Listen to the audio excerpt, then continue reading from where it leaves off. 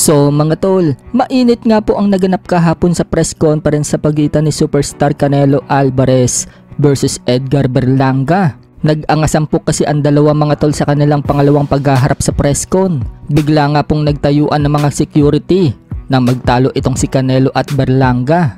Akmang susuntok nga po itong si Berlanga, kaya banat ni Canelo mga tol yung suntok umano ni Berlanga. Parang kasing lakas lang daw ng suntok ng anak niya.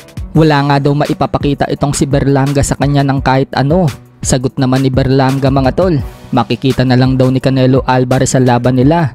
Sabay minura itong si Canelo. Dahil sa pagmumura ni Berlanga, nag-init ang bunbunan ni Canelo at ipinangakong patutulugin daw niya si Berlanga sa 8th round. Hindi daw siya maaawa sa ganyang klaseng tao na palamura at ginagawa umano niya yung motivation. Dagdag pa ni Canelo mga tol, ayaw daw niya pumatol ngayon kay Berlanga. Baka mawala pa daw ang pera nito. Gustong gusto umano ni Canelo ng ganyan, yung inaasar siya ng kalaban. Kapag sinagi yung katawan niya, pinagmumulta daw talaga niya. Pagmamalaki naman ni Berlanga mga tol, siya daw yung klaseng fighter na palaban at hindi tumatakbo. Oras na din daw mangat ang pangalan niya. At siya naman daw ang magiging legend ng sport ng boxing. Kakaibang laban daw ang ipapakita niya kay Canelo. At mag-aapoy daw talaga. Pinagmamalaki nga din ni Berlanga mga tol yung boxing IQ niya. Yan daw ang dahilan para talunin niya si Canelo.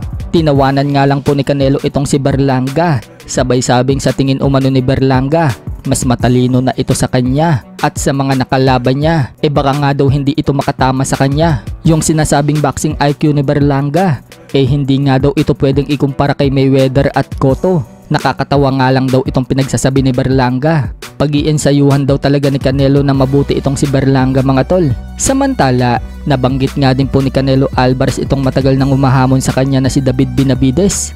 Tingnan daw itong si Benavidez, wala daw itong nagawa sa 175 pounds nang akyatin at kalabanin si Alexander Gvozdyk. Kung gusto daw talaga ni Benavidez na labanan siya, basta maganda daw ang bayad, lalabanan daw niya ito kahit sino pa yan. Kahit risky umano kalaban itong si Benavidez, kaya daw niya itong talunin.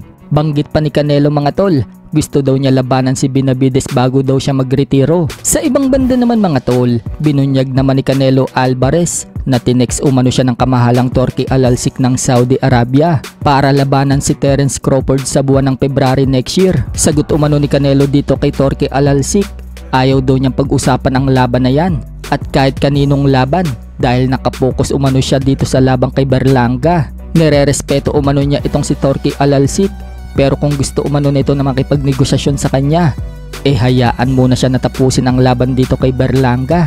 Dahil dyan mga tol, naglabas ng pahayag si Turki Al-Alsik at sinabing wala na umano siyang interes na ipalaban si Crawford kay Canelo Alvarez. Gagawa na lang umano siya ng mga bigger fights at magpo-focus dito kina Crawford, Jaron Ennis, Devin Haney, Shakur Stevenson, Ortiz, Anderson, Benavidez, Cepeda at iba pa. Sagot naman ni Canelo mga tol sa sinabi ni Turki Al-Alsik na hindi na daw ito interesado sa kanya. Wika ni Canelo, dapat daw labanan muna ni Crawford itong si Teofimo Lopez at titingnan umano niya kung karapat dapat nga ba na maglaban sila ni Crawford. Hindi naman umano niya hinihingi ang laban dito kay Crawford. Halatang payday lang daw ang habol ni Crawford sa kanya. Ayaw daw niya ng ganyang kalaban. Mas deserve pa umano ni Teofimo Lopez na labanan si Crawford kesa daw sa kanya. So anong masasabi nyo dyan mga tol?